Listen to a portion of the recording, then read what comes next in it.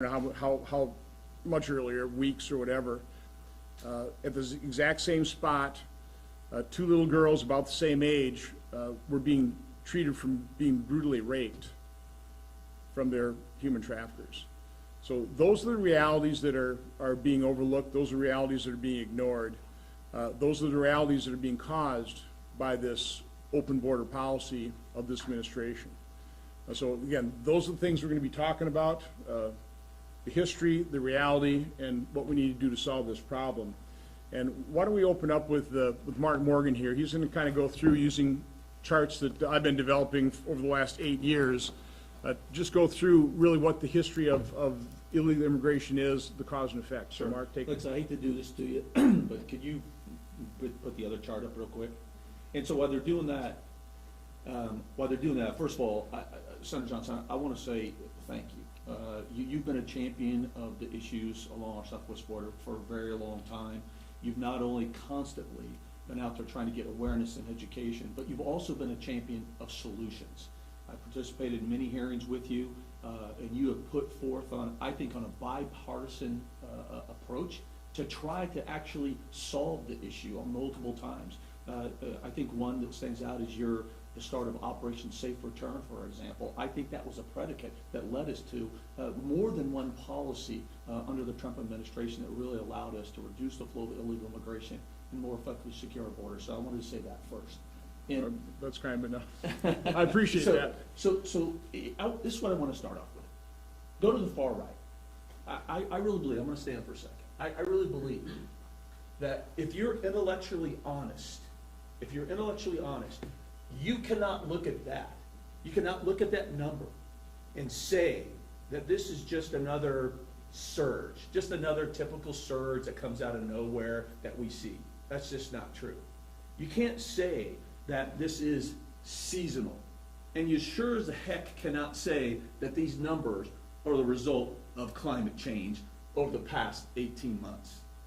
Anyone who's saying that now is intellectually dishonest. I'm going to go a step further.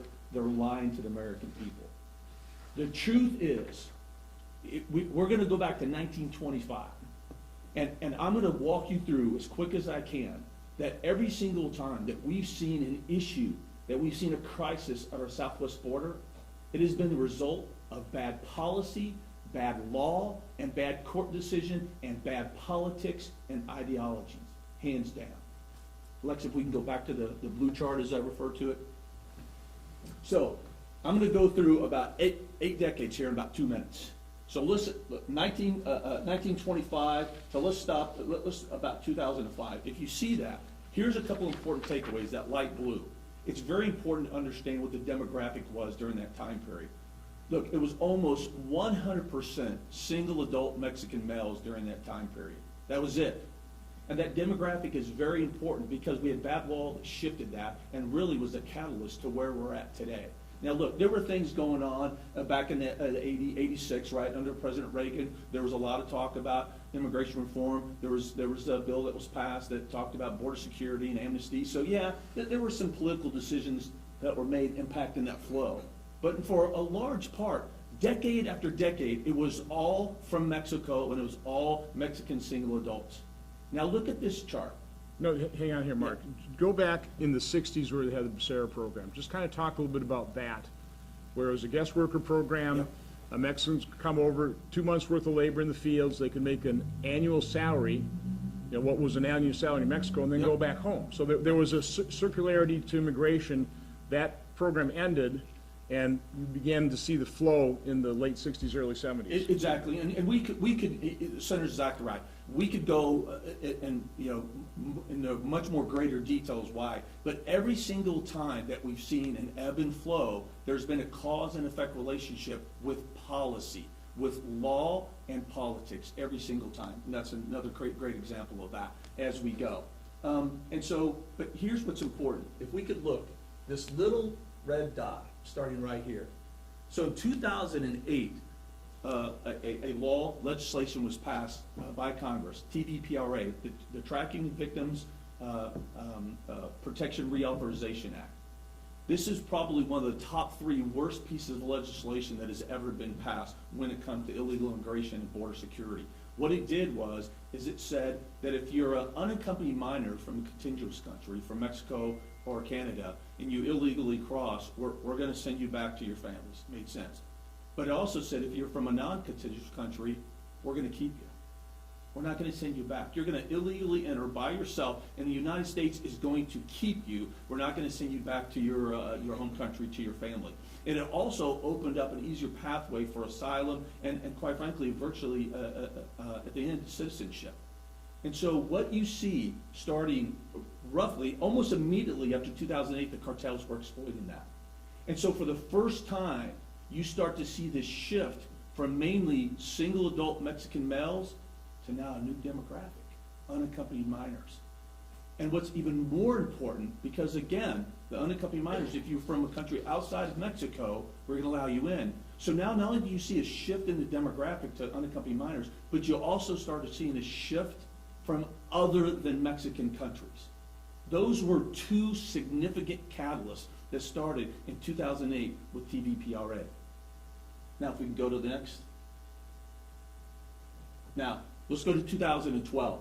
So, 2012, now we're about 3.5 years into TVPRA. If you see the numbers, the goal are single adults. That stays kind of consistent. That actually is some seasonal stuff going along. That's going along with agricultural needs and the workers and typical seasonal norms. But if you look at the red, you're starting to see a steady increase of unaccompanied minors. That TVPRA, the cartels are exploiting that. More unaccompanied minors are coming in, and they're coming in now from well beyond Mexico. They're really starting to come heavily from the Northern Triangle countries, and you see that steadily start to continue, looking at the red. And then, here's what I call the Biden effect. DACA comes. This is the second, I think, and probably the top 5 worst policy decisions that could be made, because it's the catalyst, the domino effect that it created. Now, some will say, oh, you're being hyperbolic, Commissioner Morgan, because DACA only referred to a finite group of people. They are already here. They'd already come in illegally, a lot of them, right, after TVPRA. Well, that's just not true. The cartels take everything. They take our policy, our laws, our messaging, and they exploit it. So what they were telling these unaccompanied minors, no. The UAC today is going to be the dreamer of tomorrow. And that was kind of the messaging that was going out. And look, we told the administration if they did this, this is what was going to happen. The cartels were going to exploit that. And that's exactly what happened.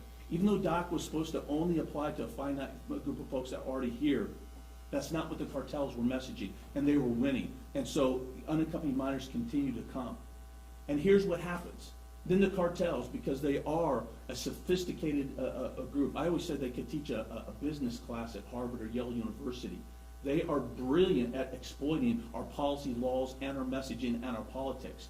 And so, for the first time, it wasn't enough that the 17-year-old comes across, hey, why don't we grab the 17-year-old and see if mom can come in as well?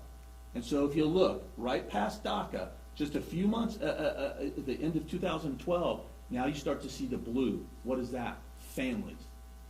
Never seen this before in any numbers even imaginable close to this. And so now by the end of 2012, beginning of 2013, we're seeing this huge shift that we had not seen in 8 decades, that now it's not just single adults from Mexico. Now it's unaccompanied minors from the Northern Triangle countries and starting to be beyond. And now it's families from the Northern Triangle countries, the majority of them. And now we're also getting a smidge of single adults from the Northern Triangle countries.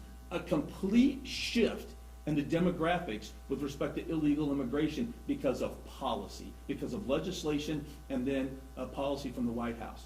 And what happened was, and Brandon can get into a lot more detail than I can, but I happened to come back to CBP in 2014 as the acting commissioner of then of the, internal investigations. And I was there in 2014 at the height. So what happened is, our resources were overwhelmed because we were designed for the 8 decades to deal with single adult Mexican males. Our facilities, our laws were not up to speed to deal with unaccompanied minors and families. And so we were quickly overwhelmed by the time 2013 came. Now look, we were throwing resources at it. We were doing the best we could. By 2014, at the height, and look at the numbers. This is so important. Look at the number here compared to here.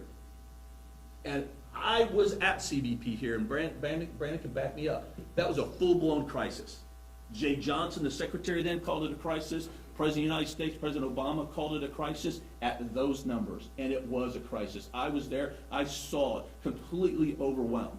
Well, we started throwing resources at it, right? So we started building temporary facilities. What was very important, so you see the numbers go down. Why? Because we were still enforcing the law to some degree. We were still catching individuals and detaining them and removing them. Remember Obama's term, the deporter in chief? So we were still deporting people. Now, because we were overwhelmed, there was some catch and release going on by ICE, not Border Patrol, but by ICE, because our facilities, everybody was overwhelmed. And so you still were seeing the push. So then we come to another great thing that Obama did. He created the detention facilities. So at the time, there was no facilities for families. Border Patrol didn't have the facilities, and ICE didn't have the facilities. So Obama, with Secretary Jay Johnson, they created FRCs, the Family Residential Centers. They created over 3,000 family beds in a short period of time, and they were continuing to detain. And what did you see? If you look, after the Obama family detention policy, right, we started to level off, and we were making progress. Cartels are still pushing because we didn't have quite the facilities we needed, so some people were still being released, but it was very, very small. And then what happens? Just as we're getting a handle on this, just as we're increasing the family residential beds, just as we're able to get the right resources, we have the right policies to try to deal with this somewhat effectively, then the Flores settlement agreement hits. This is probably the single worst lower court decision in the history of our country with illegal immigration. What it said in a nutshell is now it reinterpreted, and I think that's a nice word, now instead of unaccompanied minors that are coming in being released, now they said, well, if you come in with the family, you can't detain them. So Mark, just slow up. So the original Flores settlement was about unaccompanied children. Yep. And it said that ICE had to release an unaccompanied child into the custody of HHS within 20 days. That's right. The Flores reinterpretation applied that to any child, even a child accompanied by parents. Correct. And that completely blew your retention policies. That's exactly right. Completely blew it apart now. So you had unaccompanied minors that were coming and being released. And then you had families. We were still doing pretty good, Brandon. I mean, we were still releasing some just because we didn't have the capacity, but our goal was still to detain, and that's why President Obama and Secretary Jay Johnson, look, I got to call balls and strikes. They built these FRCs, the Family Residential Centers. We were detaining them while they're going through the process and then removing them because we know 90% of them failed to have an adequate claim or get relief. And so when the Flores settlement agreement, the reinterpretation of the Flores settlement agreement hit, this changed the landscape forever. It said that you cannot hold a family who illegally breaks into our country more than 20 days. Well, the judge was told, expert after expert, Tom Holman testified. He provided documentation and affidavits that says, look, you're going to cause a tsunami. You're going to cause a catastrophe. You don't understand. You can't get through the immigration system within 20 days. So that is going to force the government, that's going to force Border Patrol or ICE to start releasing. The Flores agreement, the Flores settlement agreement started what we now know as catch and release. And so now families coming across from the moment the Flores agreement came out, the reinterpretation that applied to families, if you came in as an unaccompanied minor, and now if you came as a family, you were released in the United States, never to be heard from again. That's what started the tidal wave. And you can see, look, you can see the single adults are still kind of the same. And I would say that a lot of that was flowed with agriculture, a lot of that flowed with seasonal. Now those numbers are still too high across the board, but you see it stayed consistent. What's going up? Unaccompanied minors and families, because now they're being released and they know it. It's their passport. We say it's their passport in the United States. And then let me quick chime in before you Sure. go to the next. The facilities you were building, and I was going down there with bipartisan delegations. We were singing CBP's praises during what Obama called a humanitarian crisis. Right. Those exact same facilities, a few years later, when it was Trump's administration, they were called kids with cages. That's right. Okay, That's right. the exact same facilities. Exact same facilities. Brandon could jump in here 1,000 times too. I was there personally. I went there when I was acting commissioner of CBP's Office of Responsibility for Internal Affairs now, and I went back there as chief when I came back as chief of Border Patrol. And I can tell you, these facilities the amount of taxpayer-funded money that went into these facilities, they were incredible. I mean, some of the, I actually, I'll give you a quick anecdote. I went to this one facility and went in there, and it was so cold that there were some migrants that were there that had come from a very warm weather climate, that they were outside. And I'm like, why are they not in the air-conditioned building? And they said it's actually too cold for them. I mean, that's just an example. I remember Border Patrol agents, I saw it with my own eyes. Border Patrol agents early on when we started to see this happening right here, Border Patrol agents, because again, we were designed for single adults, Border Patrol agents were bringing clothing from their home. They were bringing toys from their kids to help. I saw diapers, formula, everything that you can imagine, because we were not designed for unaccompanied minors and families. And so it was an incredible thing to see the goodwill that was going out, the humanitarian side of this. And again, that's what led to Obama declaring it. Real quick, back to history. Yep. So after the Flores decision was reinterpreted, you start seeing an increase in the families on unaccompanied children again, and then a new administration took over, yep, saying they were going to enforce the border, and people believed them. That's right. And then, but it took a few years to realize, but the laws didn't change. Actually, nothing really changed other than we said we were going to enforce it, but we had to enforce the laws that were there on our books. That's right. And they were way too lenient. And so the crisis built up to the summer of 2019. That's exactly right. So if you look here, remember, I called back here, I called DACA the Obama effect, right? Because it was the messaging that was coming out that still were pushing more unaccompanied minors to come. Even though that the new arrival unaccompanied minors didn't fall under DACA, the mere fact that cartels were exploiting that. And right here, the senator's exactly right. We call that the Trump effect. And I'm just being straight with you. Because look, nothing changed. Nothing changed. Except for you had a candidate at the time and some politicians that were saying, we're going to secure the border. We're going to shut down illegal immigration, and we're going to more effectively secure the border. So that rhetoric alone, that positive rhetoric, the cartels hear it and the migrants themselves hear it and say, why are we going to continue to come when in just a couple of months we've got a new president that's not going to let us in, which is what we want. And so even before President Trump took office, you saw it decline. And the senator, of course, he's right, as always, he knows this issue well, but no policy had changed. And so the cartels and the migrants, they figured this out, that the Flores Settlement Agreement, three interpretations still apply. If you're UAC, free passport in. If you're family, free passport in. It didn't take them long, a couple of months, and you see the numbers start to skyrocket. And so this is what's happened this whole time. Again, it's important. Look at the single adult numbers, right? Still staying fairly consistent. What is skyrocketing is the unaccompanied minors and families. And then by June of 2019, we saw what is been just that too was a catastrophe. And of course, when did I come back? Right here. Once again, I seem to come back at the height of all this. And so we said, hey, we've got a problem here. And so we started to work the problem across the board. And there were a lot of people that were instrumental in that. Brandon was instrumental. Mark, I'm going to jump in real quick. So when you look at back in 2017, when we hit 45-year lows in illegal immigration, again, like Mark said, that was based upon rhetoric. Rhetoric alone drove that down. Then what happened was President Trump was told by multiple advisors, work with Congress, work with Congress, work with Congress to get this issue under control. If you work with Congress, then you're going to have a solution that is going to last years on end. He tried to work with Congress. Congress refused to work with him. We even go back where President Trump said that he was willing to legalize the DACA recipients, but Congress still refused to work with him. And because Congress refused to work with him, that's when we saw the huge spike in illegal immigration. Because the rhetoric just didn't work anymore, because the cartels recognized that the policies weren't right and that they could continue to exploit all of the immigration loopholes that existed. And that's why it exploded. So when Mark came in at the explosion, that's when the president realized he's going to have to go it alone. He can't work with Congress. Congress is not going to work with him. They were too worried about 22 and the election, so they didn't want to give him a win, a legislative win.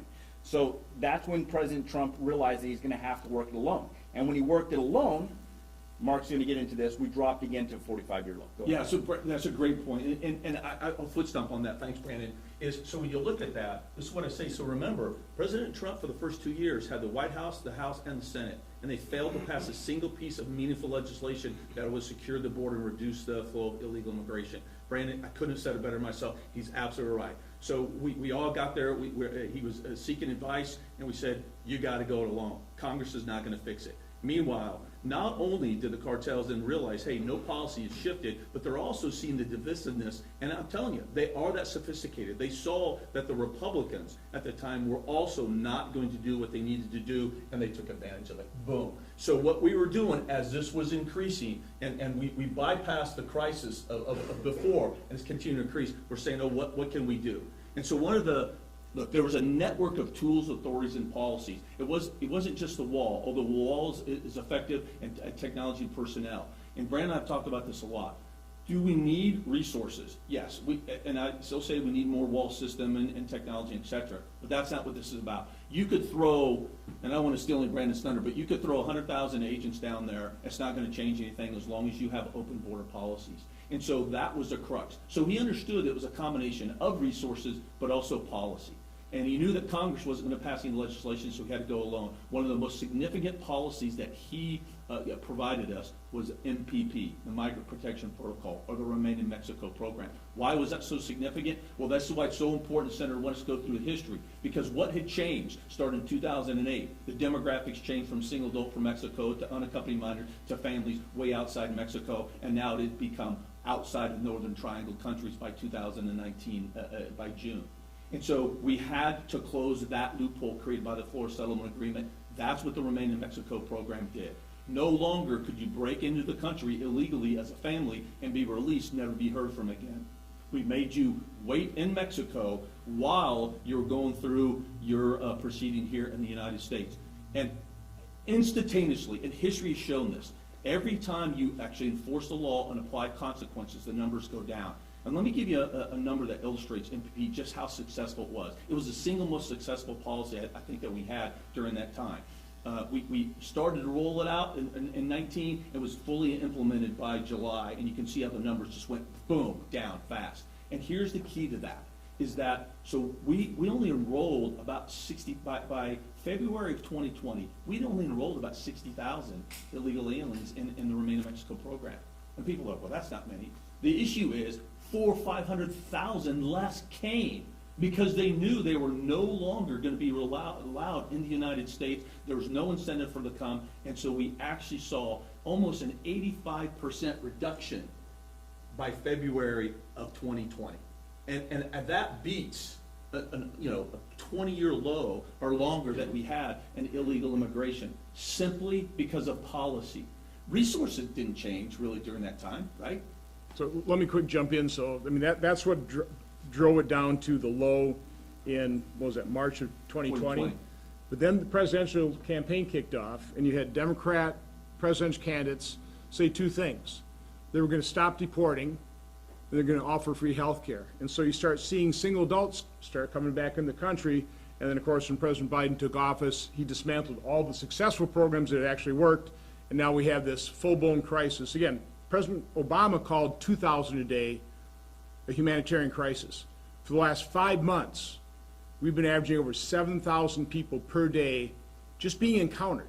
We don't even call it apprehensions anymore because, as Brandon will describe what the reality is, they're being told basically you've got to encounter, process, and disperse in about 8 hours.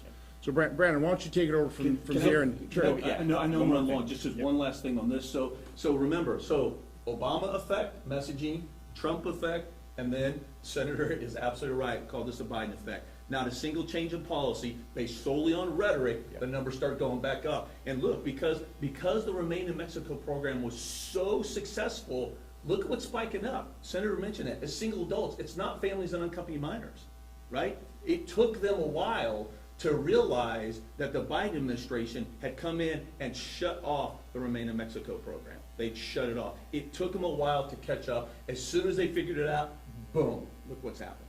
and that's where we're at right now. This is about policy, this is about law, and lower court judicial activism. That's why we're here, and that's why it's gonna take Congress and legislation to fix it. So that we're not just using rhetoric as well. We're gonna give you the evidence right here that this was based on rhetoric, that this increase was based on rhetoric. When Border Patrol would take individuals into custody, we are then required, Border Patrol agents are required to then interview these individuals, and they're supposed to, required to ask, why are you coming? What is the reasons that you're coming? And in the documentation, they would tell us over and over again that they were coming because they knew that they were ultimately going to be released, that the cartels were advertising their services around the world, that they were ultimately going to be released come 2020 and beyond. And that's, again, how we know that the rhetoric then drove the illegal immigration out. I'm going to talk about what we see today. My name is Brandon Judd. I'm president of the National Border Patrol Council. By resume, I've got 25 years as a Border Patrol agent. I am here speaking to you as the president of the National Border Patrol Council. What we're seeing today is not humane. What we're seeing by policy and the individuals that are placing themselves in the hands of these dangerous cartels is not humane. Catch and release is not humane. If we truly want to be humane, if we truly want to protect life, we are going to believe and act within the rule of law. If we act within the rule of law, these individuals that are putting themselves and being abused, these vulnerable women and children that are being abused sexually, physically, and at times murdered, if we enforce the laws properly, this would stop and we would no longer see this.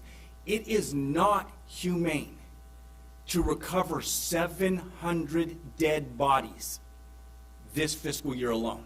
Our previous record was under 300. This fiscal year alone, 700 dead bodies. It is not humane to advertise that we are going to reward people for violating our laws. When we do that, we allow the criminal cartels to go throughout the world and advertise their services and convince these people to put themselves in their hands, just to be abused. It is not humane to have open border policies and allow drugs to flow across our borders freely. And when we do that, these fine gentlemen, they then have to deal with it. They have to deal with the fallout. Mothers then have to deal with what is currently taking place on our border. That is not humane. If we truly want to be humane, we will go back to the rule of law. We will continue to try to work with our legislators to get law in place that will get this under control. And again, I want to echo Mark's comments. I know you don't want to hear it, but I do want to echo Mark's comments. I have watched time and time again the legislators that are actually willing to do what is right by the American public. And Senator Johnson has always been one of those individuals. He has called hearing after hearing to discuss this issue, to try to get this issue under control. It's because he cares about individuals. He cares about the rule of law and the sanctity of life. He wants to continue to work with local law enforcement. He wants to continue to work with mothers to try to ensure that we no longer have to deal with the deaths of our children. What crosses in Arizona does not stay in Arizona. It comes up and affects these counties. It affects local law enforcement. It affects families. What crosses in Texas, California, New Mexico does not stay in those states. It makes it up here. We just saw a 10-year-old girl in the state of Ohio that was brutally raped and had to go into Indiana to get an abortion. She was raped by an illegal immigrant, a person that crossed our borders illegally and was able to evade apprehension. It is not humane that we are currently releasing half of the people that cross our borders illegally. We are rewarding them for violating our laws. That's not humane. It is not humane when we release a 24-year-old that claimed to be 17 to a foster family in California, just to have that foster father murdered by that individual that happened to be 24 years old. Ask the 4 children that he left behind whether we have an open border policy. Ask that 10-year-old girl, and that is what is coming to the states, and that is what local law enforcement has to deal with, and that is one of the reasons, one of the many reasons, why we must get this problem under control. If we do not, we will continue to see we will continue to see the violence, we will continue to see the human deprivations that currently exist. Our numbers will continue to rise as far as the number of deaths that are on the border and the number of deaths that take place in the United States. This is something that can be solved and has been solved in the past, but it takes political will to do it. And if we have the political will, we can keep our state safe, we can keep our country safe, and we can keep the American people safe. Senator, thank you very much. Brandon, sorry, I just got a question for Brandon. So Brandon, one of the things, and I know you and I talked about this, one of the things that really frustrates me is this false narrative, and I'm going to be harsh, I know, because I am frustrated and I am angry at what's happening, quite frankly, the lies, is that somehow you can be for border security and for illegal immigration. Well, it doesn't work that way. They're not mutually exclusive, they're interconnected. As illegal immigration goes up, our capacity to secure the border goes down. Brandon, could you just talk a little bit about the number of agents that are pulled off the line, and then the number of godaways and the drugs? So when you look at the criminal cartels, as Mark said, that these cartels, they could teach a business class at Harvard or Yale, and that is very true. These are businesses. They're illegal businesses, but they are businesses. They are in business to generate a profit, and what they have recognized is all they have to do is flood resources with illegal immigrants. And that creates artificial gaps in our coverage. If you go to Yuma, Arizona right now, at any given time, at 156 mile stretch of border, at any given time, 90% of the resources are doing administrative duties. Processing, hospital watch, transport, detention security, not patrolling the border. If you go to Del Rio, what we saw in the Haitian migrant crisis, we saw 100% of the resources, nearly a 200-mile stretch of border that was completely unpatrolled.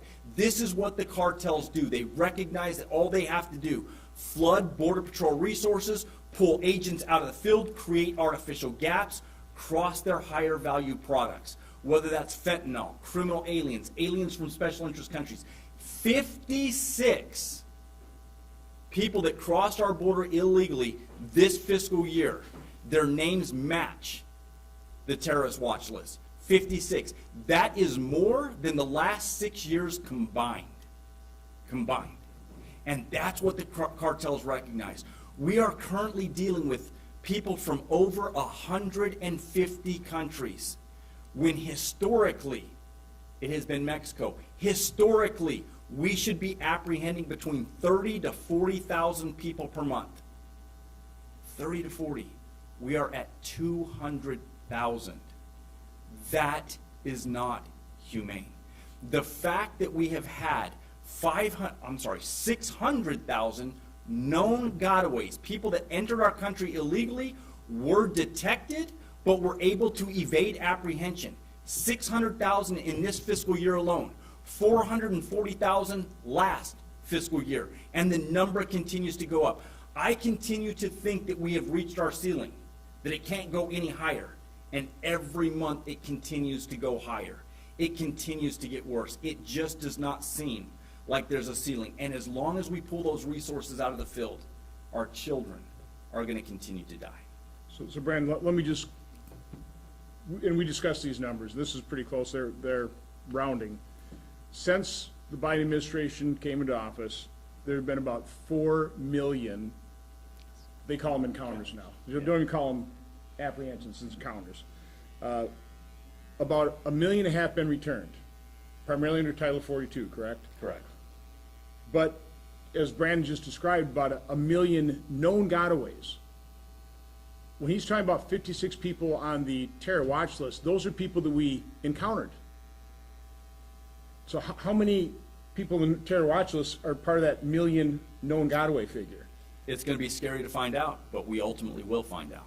And then, Well, it's not just those on the FBI's terror screening database, but among the million gotaways. Let's be honest. There are murderers, rapists, pedophiles, aggravated felons, and gang members. Now, I'm not saying every single one of those million are bad people, but there are countless that are. And the question is, how many is enough?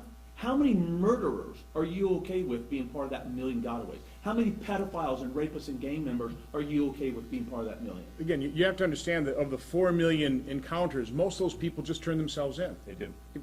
So the gotaways are trying to evade. For a reason. For a reason. Okay, so you suspect that there would probably be a lot more than the 56 in the known gotaways. Then you've probably got, nobody knows for sure, maybe another 500,000 unknown gotaways. So if you total that all up, since the start of the Biden administration, about 3 million people have entered this country illegally and are here. That's correct. And probably here to stay. And if you add the attempts, 4 million plus 1.5 known and unknown gotaways, that's 5.5 million that have tried to come in, and we've released that many. So, And ultimately, it's going to be these individuals. It's going to be our local law enforcement that is then going to have to deal with it. The amount of resources that are being taken away from local law enforcement. I can tell you that we have had so many deaths in the state of Arizona from traffic crashes, from illegal aliens, from people, two young women in Casa Grande, Arizona were just killed because of smuggling operations. We pay for it not just in resources, but we also pay for it in life, and we can't do that. look at the 53 people murdered. It was a mass murder. They used a gun, used the back of a trailer, tractor trailer, Correct. Murdered by these. I guess one story, my last trip down there, had never heard of this, the rape tree, Yeah. the taunting tree, the panty tree, and there are a number of these apparently, where the human traffickers will sexually assault their victims, and then to taunt Customs Border Patrol, they'll hang their undergarments in a tree. They do. It's horrific. To round this out, I never did this as chairman of the committee because it is horrific. But many years ago, about 2014, when I went down there, I met Sheriff Martinez from Brooks County. And he was talking about all of the dead bodies that they find on ranches, in the desert, that type of thing. And I've seen the pictures, and they are horrific. And my last trip, I also met with the sheriff, and obviously they have a lot more pictures. I'm going to show you a couple of very sanitized pictures. Trust me, they're far more horrific. And I do it reluctantly, but I'm doing it because I think we have to face the reality of how inhumane this open border policy is. So just put up the first one.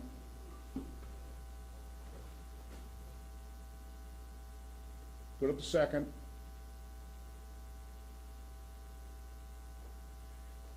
We'll just leave it at that.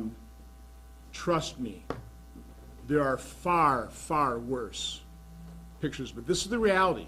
And Brandon, you said over 700? 700. 700 this year on the border alone. Yeah, sir, if I could put something Brandon said. I couldn't agree more. Put the chart back up. The most inhumane, this is what gets, another thing gets me fired up. Secretary Mayorkas, not only is he lying to you, he's lying to the American people about what's happening at our southwest border and how it's impacting every state. But if he says one more time that they're developing a humane and orderly process, I'm going to lose my mind. Because there's nothing orderly or humane about those numbers, and there's nothing orderly or humane about the pictures that the senator just showed, or all the dead migrants that Brandon talked about. What another record to shatter, the number of dead migrants that have been recovered on our southwest border. And we haven't even talked about the number of dead migrants the local law enforcement has recovered outside of Customs and Border Protection.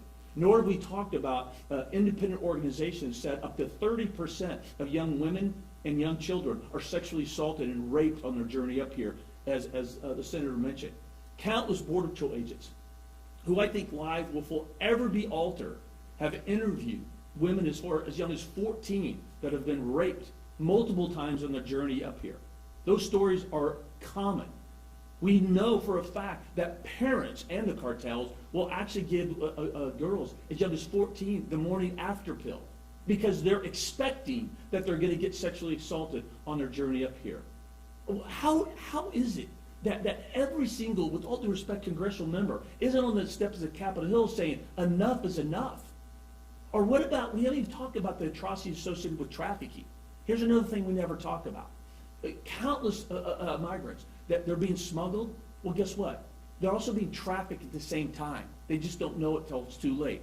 I get real quick how that works. So they're smuggled in, they pay some money, and they're in the United States. They get a knock on their hotel door where they're saying, hey, you know what? The cost just increased $5,000. I don't have the money. No problem. We know how you can pay it off. And the trafficking begins. That story is repeated, I would say, on a daily basis across this country. It is disgusting that at any given time, a senator, a U.S. senator, can go down to the border and see exactly what's taking place. That a U.S. senator can see 2 young children, 6 and 7 years old, being brought into this country illegally by themselves. It is sad when Senator Haggerty can take his wife down to the border and we can see people in custody and the wife talks to 2 young girls that exhibit every single sign of sexual abuse. Every single one of them. And this happens every single day. It's not like the senator just went down on a special day.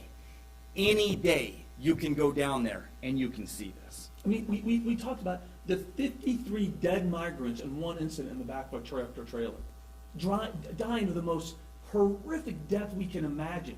Why are we not screaming as a nation? Why is this a Republican or Democratic thing to secure our border, to stop the suffering, to stop the death?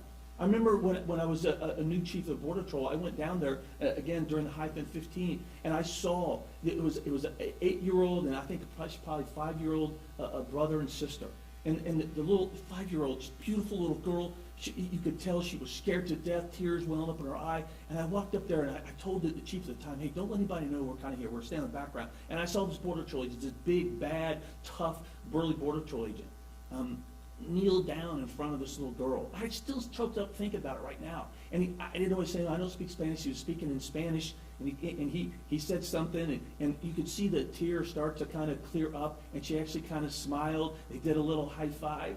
And I went back to the truck. And the chief of the Border Patrol agent at the time, again, another hardcore guy, he leaned back. And I looked over, he's trying hard not to cry. And I said, why are we not doing everything to stop that? To stop that from happening? And the only thing that's happened because of policy and bad law and politics and ideology is more abuse like that is happening right now.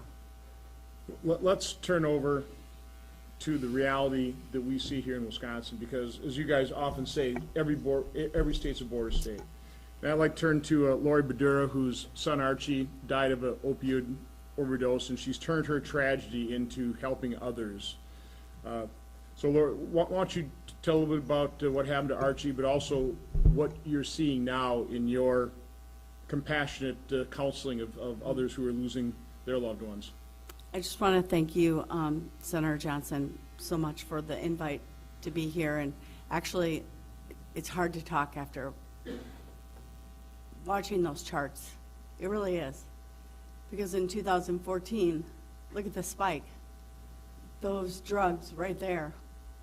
My son absolutely was a victim to bad policy. And it's tough to sit here and look at that. It makes you mad. My son, his name was Archie, and I lost him in 2014. Never in my life would I have expected that this is how our family, I would have one child left. His name's Augie, he's 25. And it was a substance that was laced with fentanyl. In 2014, you didn't hear of that. That wasn't happening. It was a very terrible spot to be in at that time. Everybody was, it's bad parenting. You're a bad parent. That happened to me at that time. And I decided that I would make a difference and speak up for other parents, and started saving others for Archie. And I want to just do a shout out to Senator Johnson, because he really is a visionary. I know these guys here gave him a shout out, but I wanted to say he started something in 2017 called the SOFA Act, and it was stopping overdose fentanyl analogs. And no one was doing class scheduling back then. No one. He was the only one doing it back then. Now there's 8 copycat bills that are out there, you know, but it's his language. That's the original language.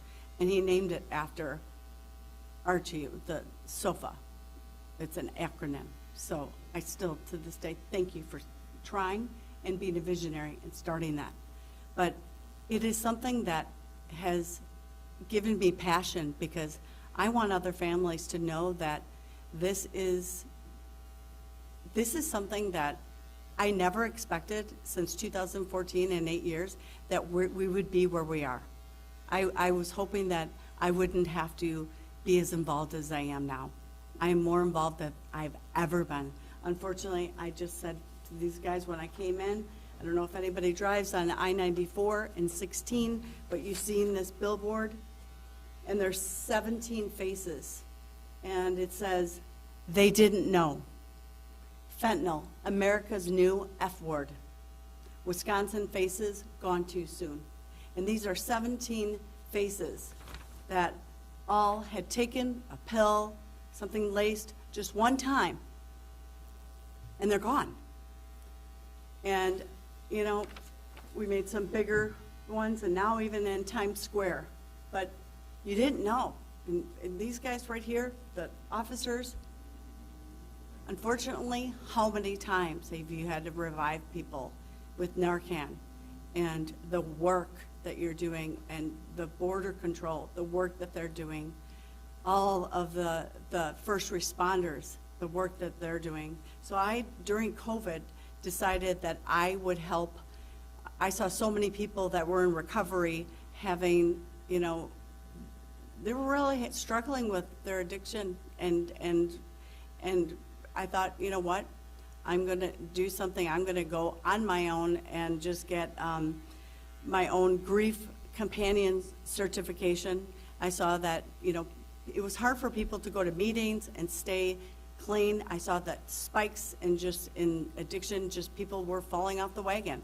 So I thought, well, there's so many people struggling with their grief and loss. I became a grief companion. I'm certified. I work with Healing Hearts of Waukesha County. We offer a free once a month online. It's called Honor Your Grieving Heart. And it's once a month, and it's for adults.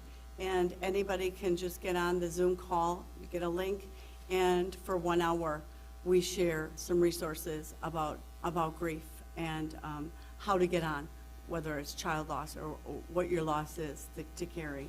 And I do several other things, such as, you know, Recovery Month. I try to lift up and I hold rallies for those in recovery. You know, parents will call me, and I said, your child still has a heartbeat. Your child still, you know, there's hope.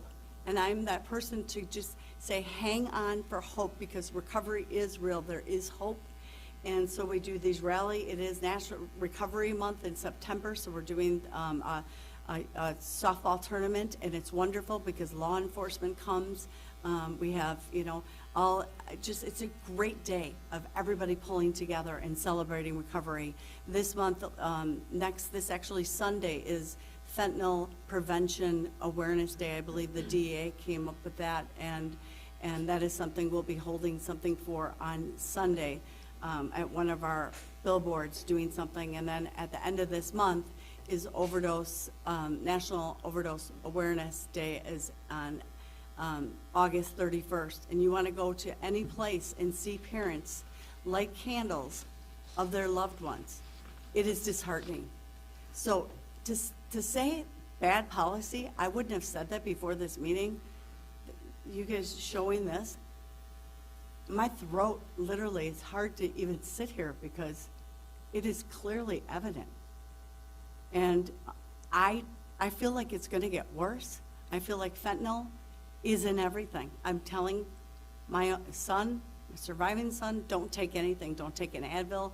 Don't take anything unless it's prescribed by a pharmacist. Because right now, it's dangerous. People are dying.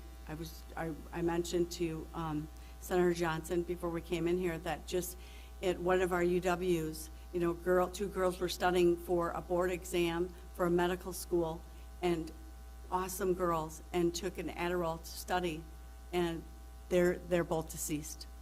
They are both deceased. I'm on advocacy groups, and just every single week, it's 7 overdoses last week with 2 fatalities, 2 overdoses last night just in Waukesha. I mean, these are our children. Where's the outrage? It has to stop. Thank you, Lori. Let's now bring in our sheriffs. We have Sheriff Podell from Green Lake County, Sheriff Schultes from Washington County, and Sheriff Waldschmidt from Fond du Lac County. Just the raw numbers. We had last year, I think, 107,000 overdose deaths in the U.S. In Wisconsin, we had 1,400 opioid. The year before it was 1,227. That was up, I think, 46% from 2 years earlier, 34% from the previous year. So this is it's just ratcheting up at an alarming rate. I think I was talking with you, Sheriff Waldschmidt. I had a briefing about a year ago. They felt that about, again, what is so dangerous are these counterfeit prescription drugs. So, you know, students that think they're just taking something to keep them awake to study for class. Counterfeit drug, about a year or so ago, maybe 1 in 10 was laced with enough fentanyl to kill you. I got briefed, it was 4 in 10, and I think Sheriff Waldschmidt, you said you got briefed 7 in 10. So why don't we start with you and just talk about what you're seeing in terms of an increase in the flow of drugs, you know, related to an open border. Just tell us your experience. Sure. So Fond du Lac County is a corridor for drug trafficking from Milwaukee and Chicago areas up through the Fox Valley, Oshkosh, Appleton, Green Bay. Interstate 41 travels right through the middle of Fond du Lac County, and what we've seen is a shift. And I want to talk about 2 specific drugs, one being fentanyl and one being methamphetamine. And fentanyl is tainted the vast majority of other drugs we're seizing now. So whether it's LSD, psilocybin mushrooms, MDMA, or ecstasy, all of these drugs now are tainted with fentanyl. The percentages are high. It's somewhere around 70% now is the latest statistic of non-opioid related drugs that we're seizing is also tainted with fentanyl. And the people that are consuming these drugs that think I'm only taking LSD, or I'm only taking cocaine, or I'm only taking mushrooms, or I'm only taking ecstasy, the reality is you have a high probability of also consuming fentanyl, and it may very well be a deadly dose, because obviously none of these drugs are FDA regulated. The testing, you can't count on what's in it. You can't count on who's selling it to you being accurate, and whether or not this dose is going to be lethal. And what we're seeing is drug traffickers now willing to travel to border states to buy particularly M30 pills. That's street name is M30. It's stamped with an M on one side, 30 on the other side. But it's these little blue pills that are actually counterfeit oxycodone. They're manufactured to look like oxycodone, and they're coming up here, and we're seizing them with our canines, detecting them, and with our drug task forces, detecting them primarily on the interstate. We're seizing them by the thousands, and these drug traffickers tell us they're willing to risk going to border states because down there they can buy these pills for 10 or 20 cents a pill, and they could sell them in northeast Wisconsin for $30 to $40 a pill. So the return on investment is well worth it in their mind, well worth the risk to travel to border states, pick these drugs up. And with the border being an open sieve right now, the drug manufacturers in Mexico are not worried and not spending any time or energy or effort or resources on how they're going to get the drugs across the border. They're worried about how fast can I produce these drugs, how can I package them, how can I get them, how can I plug these quantities into the United States, these vast quantities of drugs. That's their concern, is acquiring the resources, ramping up production and manufacturing. They're not worried about getting it across the border. And without a secure border, these drug manufacturers are not spending any time or effort or concern on how am I going to get it into the United States. It's how much can I get into the United States? How can I flip and create that return on investment and make this a very profitable enterprise? The other drug that I mentioned is methamphetamine. And so just go back, say, even 5 years. We heard it on the news. We saw it all the time. It seemed like every week we were suiting up police officers, sheriff's deputies, firefighters in hazmat suits and entering homes of meth labs in northeast Wisconsin. Methamphetamine manufacturing, we know it's a very volatile process. It can be a very dangerous process. Dangerous chemicals are used, and you need hazmat suits and a hazmat team to enter these residents and these barns and these pole buildings where the meth labs were to decontaminate and clean up these meth labs. We literally see no meth labs anymore in northeast Wisconsin, which is a good thing in the sense that we're not putting these first responders at risk in the cleanup efforts. The bad thing is the methamphetamine that we're seizing is more pure, it's more significant quantities, and it's all coming out of Mexico because they can produce it in Mexico, again, so cheaply that it is more worth the time of these drug traffickers. The return on investment is more productive to travel to the border, buy methamphetamine that is more pure, has a higher high, and is more addictive, and then transport it back to northeast Wisconsin. That is easier and more efficient and more profitable than it is to make it in our own backyard here in northeast Wisconsin. And again, it's all because we have this open border where you've got 90% of the Customs Border Patrol agents are pulled off to process the more than 7,000 people a day, opening lanes for this massive flow of illegal drugs, deadly drugs.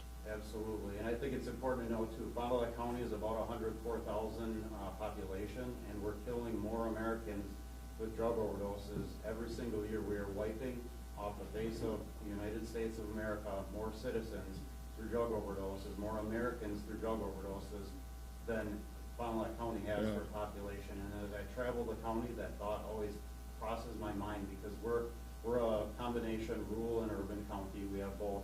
There are a lot of people in Fond du Lac County. 104,000 people is a lot of people in our county, and that thought that crosses my mind often is we're taking Fond du Lac County off the map every single year, year after year after year, and those are Americans that are dying from this, at the hands of Mexican cartels who are producing this and profiting on this, and it needs to stop. So thank you for bringing this, this border issue to our attention and to the public's attention, because it is a crisis that affects us right here in northeast Wisconsin, right here in Fond du Lac County. Sheriff Schultes, what can you add?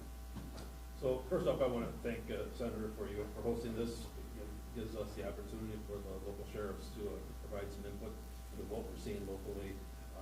Washington County is situated very, very similar to Fond du Lac County. We're just south of Fond du Lac County between Milwaukee and Fond du Lac. So we're experiencing many of the same individual things that Sheriff Waldschmidt indicated. The sad part is we knew it was coming.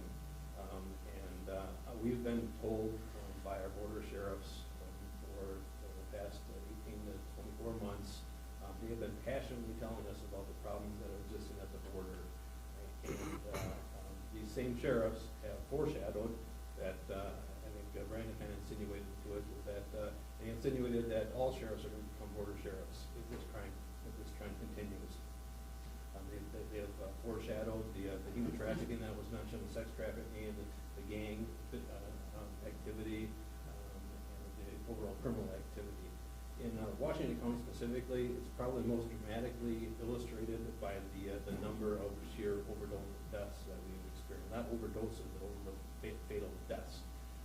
And I hate to use statistics because these are all lives, but in 2019, there were 12 families, just like Lori's, that suffered the loss of a loved one.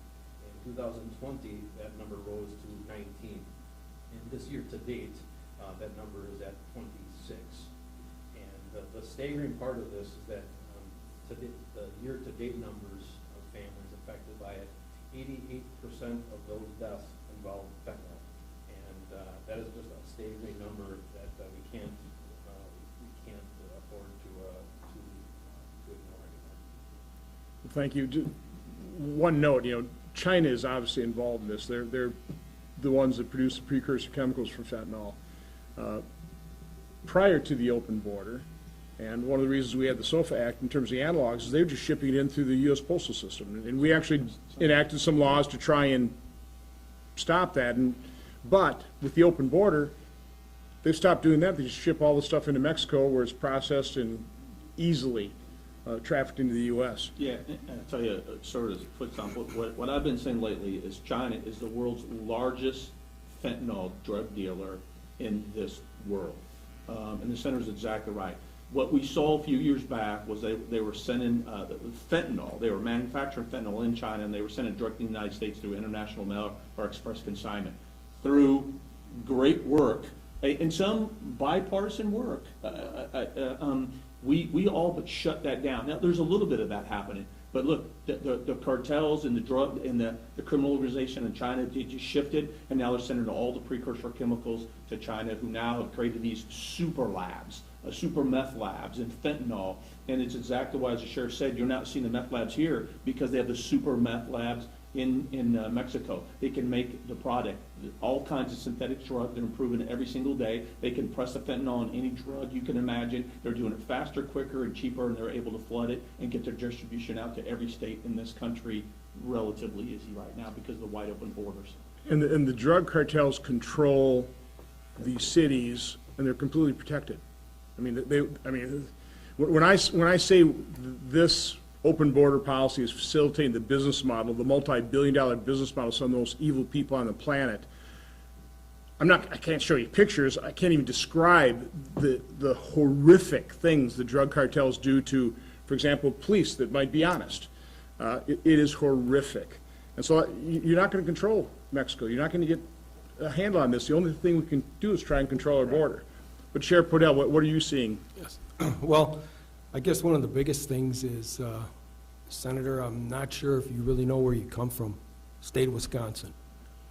And what I mean by that is you hear that. You hear, why is he taking trips down to the border? What has that got to do with Wisconsin? It's got a lot to do with Wisconsin. My two other sheriffs explained the drug problems that we have. I've been in this profession for 40 years. When I started, we had migrant workers come up, and they worked in the fields, they did a good job, and they went back. They were legal. They were. And as time went, things changed. And the last 2 years, a lot has changed. Because you see, our children are dying from these drugs, as Sheriff Welshman said, that are coming in, okay? They're dying by the hour. Overdoses. We had a case a year and a half ago. It was sex trafficking. How did we find out? The girl escaped. She escaped, she called us. There were 7 illegals that they were doing these young juveniles, 17, 16 years old, for sex. And we got that case. A month ago, we had an individual that overdosed. 20 minutes it took. We're still working on that case, but 20 minutes from what he took till he died. That's how fast it's going. And that's the stuff that we deal with. It's been exploding. So I asked you, do you know what state you're from? Yeah, Wisconsin. And why? Because he doesn't want Wisconsin to fall. Wisconsin is a border state. We are getting everything that comes through that open border. And if people don't believe that, they need to pull their head out of the sand, because it's happening here. I'm a small county, 19,000 people. What does that affect me? You lose a couple people in an overdose, that affects us a lot. But I want to thank you. And it's just not now. You've been doing this fight for a long time, and you understand what's going on. And all we can do is tell you what we get affected in our counties. And it's serious, it is. Our kids are dying. So it does sound like in Wisconsin that the main issue we see is the impact of the drugs flowing in. but, you know, the number of gang members coming over, and in some inner cities, that's a huge problem. You know, we had testimony where they sold a child for $84 to create a family unit. You know, when I was down the border one time, they talked about a little 3-year-old boy left in a 100-degree field. You know, at least they jotted down a phone number on his shoe. But you know, that's the kind of human depredation. How do you think these young women pay off their $5,000 to $13,000 human trafficking bill? And you know, then they get in here and they you owe us more. So to kind of round this thing off, can we talk a little bit more about the other inhumane aspects of this human trafficking flow? I mean, the involuntary servitude. I mean, we had, you know, Rob Portman had the egg farm.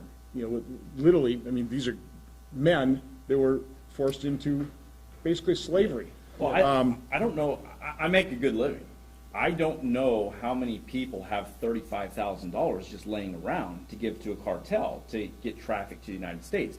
These people, when they give that, when they agree with these cartels, it's not like they pay that money up front because they don't have that money just laying around. They're coming from those countries because those countries are poor. When they come here, they then have to pay that money back. They have to pay it off. And they have to do it in certain ways. And most of that is indentured servitude. Whether it's in the sex business, whether it's the sweatshops that we know exist, they have to pay that money back. And again, it goes right back to, is that humane? Is open border policies, is encouraging people to put themselves in the hands of these cartels? And these cartels are generating billions of dollars in profit, and they're generating that money off of human suffering, and that is just sad. You know, in our briefing in McAllen, and this is the back of the envelope calculation based on what they had, and they did a calculation of how much revenue that's generating. I calculated just with the encounters. That doesn't, because the known godaways also are paying human. Because, by the way, the border is 100% secure on the Mexican side, right? I mean, you're not crossing until you're paying that trafficking fee. But just with the encounters, it's about an $18.3 billion per year business of the human trafficking. You know, I think one question that's on everybody's mind, there's not an answer to it. Where'd the 3 million people go? And how is the administration handling it? We hear these, you know, early in the morning flights. I think it's... Well, these gentlemen right here, they can tell you, does ICE actually pick up their, the individuals? I mean, yeah, you were talking about how things have changed in terms of ICE enforcement. When you do encounter illegal immigrants that have committed a crime, in the past, ICE would take them and they'd be subject to deportation, but not anymore. Yeah, what I can say is that, you know, their law enforcement partners are ICE, and they have their struggles. But there have certainly been some operational changes, and Mr. Morgan referred to policy changes that affected the border. This is directly affecting every state. Is that there used to be a time when ICE worked hand-in-hand with us to protect American citizens from all criminals, legal immigrants that were criminals. That pendulum has shifted a little bit. They still focus on individuals that are national security threats and individuals that commit major crimes such as murder, rape, felony child abuse. But the other, I'll call them less serious crimes because that's how they define them, such as burglary, battery, even OWIs that are fatal or injury. Those fell down the priority of those individuals that are no longer deported. That's a struggle. Yeah, so that's an issue. So while we're experiencing just catastrophic numbers, the highest we've ever experienced in our lifetime, ICE has also experienced, because of this secretary's policies, the lowest number of deportations since ICE was created. And let me give you a couple of stats. During the same time period, they also released 14,000 criminal aliens. ICE released them. And then the numbers as far as now, so sheriff's deputy can arrest somebody for, let's say, a known gang member for burglary from a motor vehicle. Illegal alien, gang member, burglar from the motor vehicle. They're going to call ICE up and say, hey, we've got a guy. Hey, he's gang member, illegal alien, burglar from a motor vehicle. No, not a priority. Go and release him back to your community.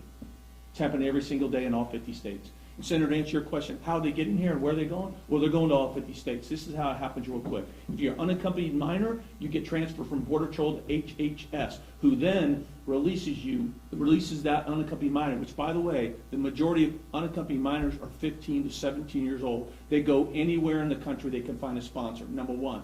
If you're a family, Border Patrol apprehends you right now, catch and release is full on. They release you, the majority of the time, right on the border to local NGOs and communities, who then, through taxpayer subsidy, ask the migrant who just illegally broke into our country, where would you like to go? Anywhere in the United States, no problem. Here's your plane ticket, here's your manila envelope, we'll get you to a plane, we'll allow you to go by TSA regulations, you don't have to have a license, you don't have to have documents like we do, you get to board a plane anywhere in the United States the migrant wants to go. And the same thing now has happened with single adults. Before, we had the laws to expeditiously remove single adults. Now you have this administration, I think, unlawfully using parole to actually parole in single adults. Right now, we are encountering people from 160 different countries. There's only 195 recognized countries in the world. Do you think, for example, if we get a single adult male from Cuba that come in, do you think we're getting their criminal history from Cuba? It's not happening, but they're being released every single day.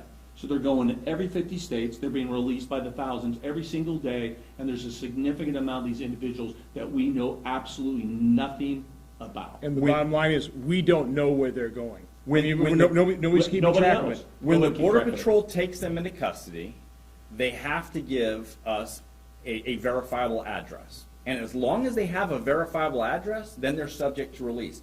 It's not like they then check to see if these individuals went to that address. They're just released. And the moment they're released, they're given a de facto legal status, even though it's not an actual legal status, it is a de facto legal status because they're not subject to deportation until their hearing comes up. So they can go anywhere that they want, even if they gave us an address. They don't even have to go to that address. You know, they are given that de facto legal statuses in the notice to appear or notice to report, correct? Correct. And I think they've kind of cut back on the notice to report, correct? Yes. It's more, but how many actually show up to the notice to appear? So the numbers, so this is what we say, because it gets a little complicated, but at the end of the day, 90%, I think it's like 88% of those who initially pass the credible fear process and enter the asylum do not seek relief.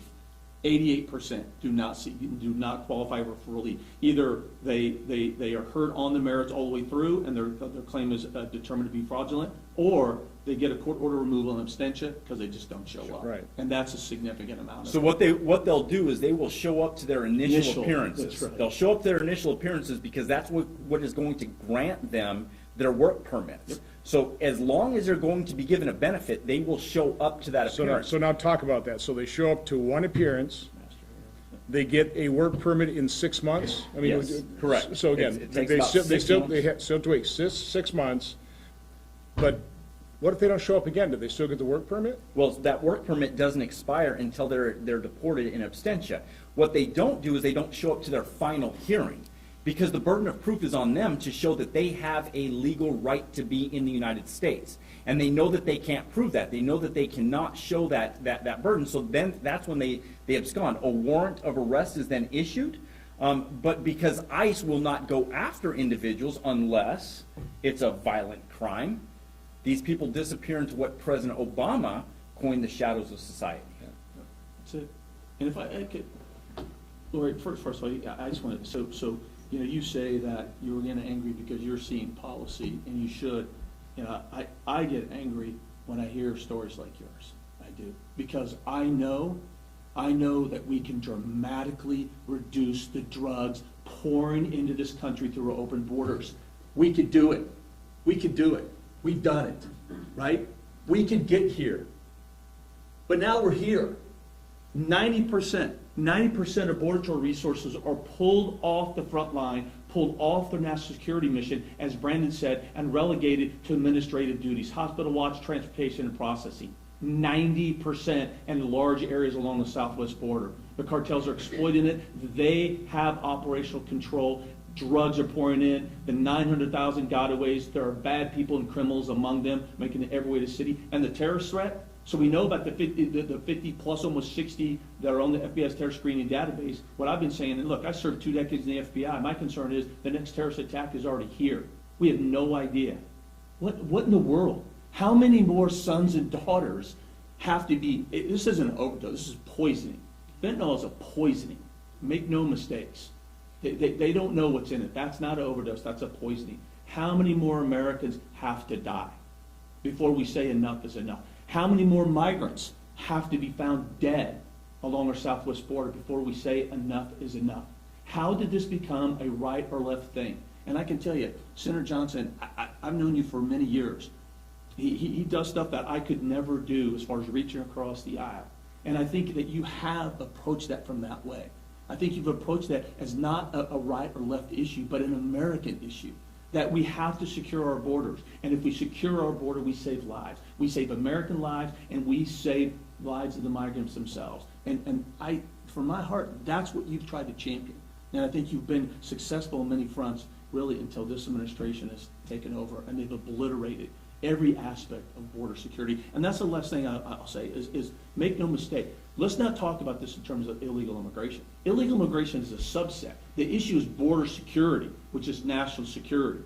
And look, I've heard all this stuff. Hey, I know we got to talk about treatment programs. We got to talk about drug awareness and education in this country. Yeah, we have to do all that. Yep, I totally agree. I'm not downplaying that.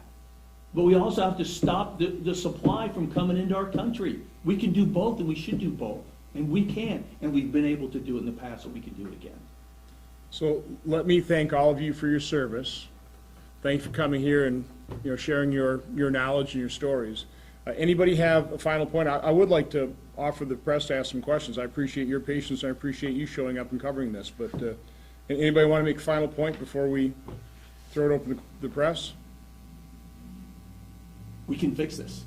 Oh, We can. we fixed it before. We know how to fix this. We can fix this. So- So anybody says we can't, they're not being honest with you. We can, and we know how to do it. So again, I'm willing to answer other questions, but only after we cover questions associated with, the border and immigration and drugs. Anybody have questions? I have a couple of questions for the sheriffs specifically. You guys referenced, curious if you've got recent cases where someone is actually admitted to be driving down the border from drugs back to the county and so if you can comment on those specific conversations during investigations.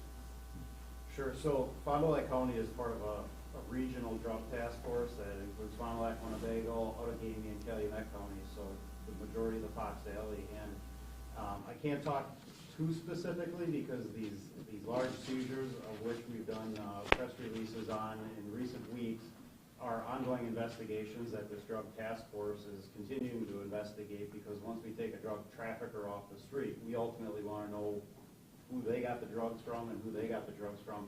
But in these very recent cases, and specifically the M30 pills or the fentanyl counterfeit oxycodone pills, those are all being traced back to, definitively traced back to Mexico, and the traffickers are, like I said, willing and telling us they're willing to travel across the country to pick these pills up because it's so profitable. I mean, again, going back to 10 or 20 cents a pill they're buying them for in the Southwest, and turning around and selling them for $30 or $40.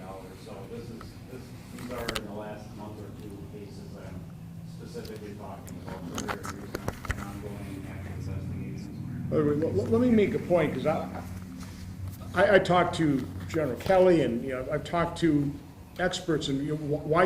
I mean, if we mounted an effort, if we could get Mexico to go with us and wipe out these drug cartels, could we do it? And the answer is basically not. And that's why I was trying to make the point that these drug cartels literally control entire cities, and the populations are, it's like a company town, or it is like a company town, and the population support them, and it's impossible to wipe out.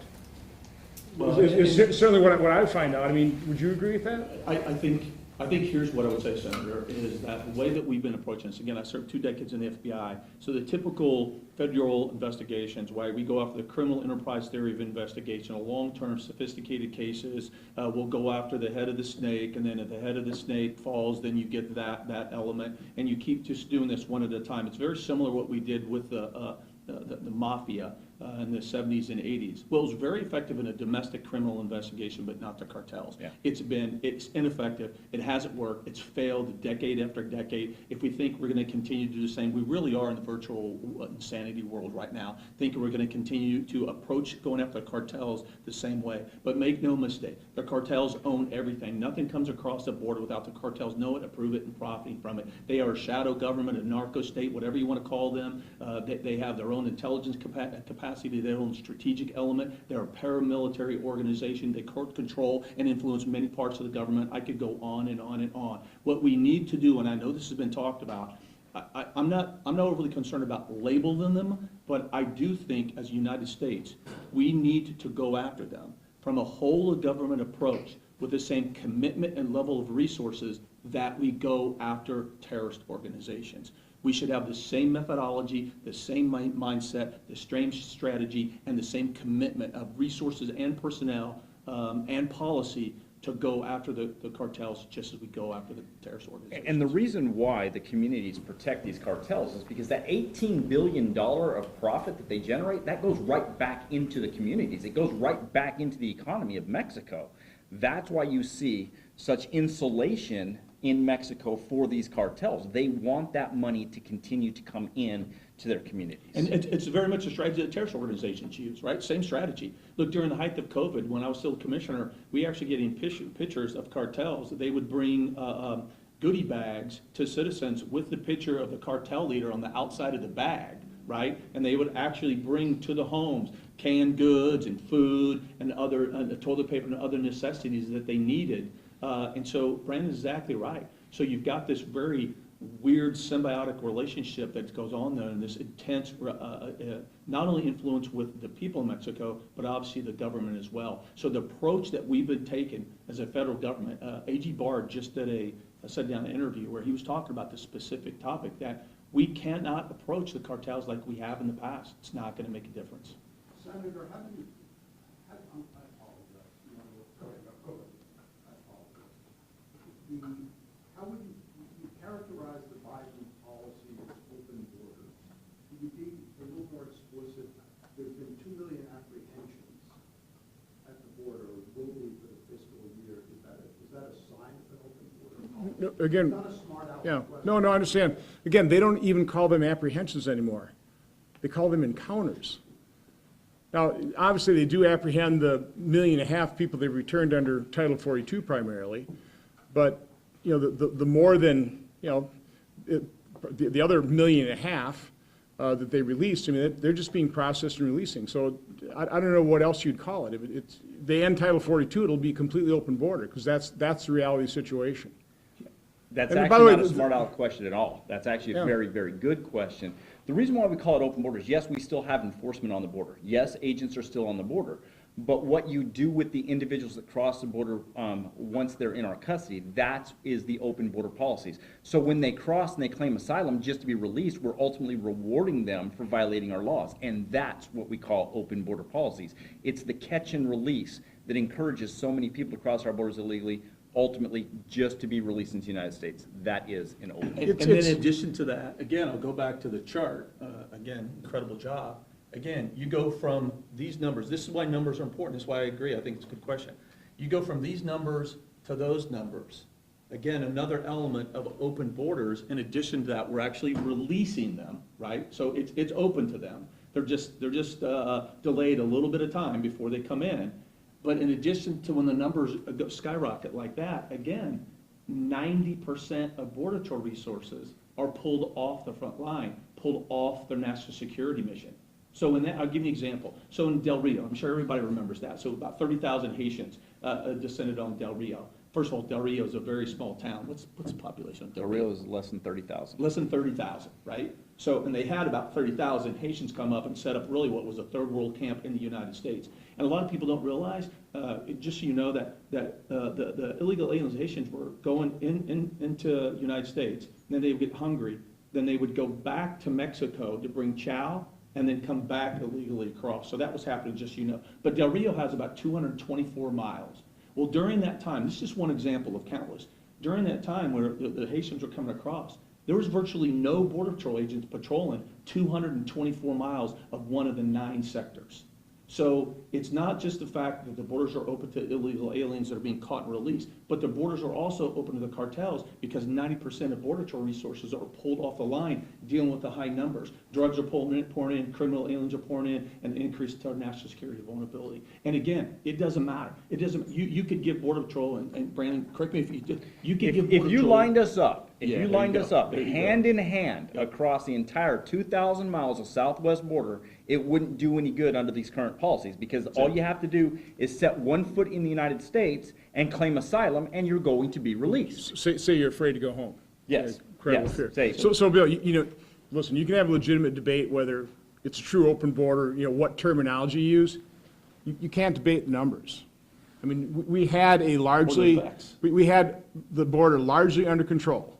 We'll never have a 100% secure border, but we had it largely under control. Now it's completely out of control, or darn close to completely out of control, okay, so. Just a follow to that in the numbers in the chart, and we may have gone over this a little bit, but I mean, in 2020, and certainly COVID had some impact on us, right? I mean, complete seal of the border, and it was artificially low, and, there was an argument that it went artificially high after that. If there was No, evidence no. to that, Look so what was yes, happening before that's, 2020. This is where, that's where the pandemic started, That's right. okay? So, no, they pretty well controlled the border. We didn't implement any border-related COVID issues till right here. So the numbers had already gone all down simply because of policy. Policy. That's it. That's why the numbers went down. Starting here in March, that's when we started implementing, I was a commissioner, that's when we started implementing the COVID related things, both at the port of entry and in between Title 42. This is all during COVID. Right. This is all. So, but we didn't start until, I'm sorry, no, we started, when did we start the COVID? No, COVID started in March 20. Yeah, February, 20, March 20. yeah. so the problem is this political rhetoric never gets challenged.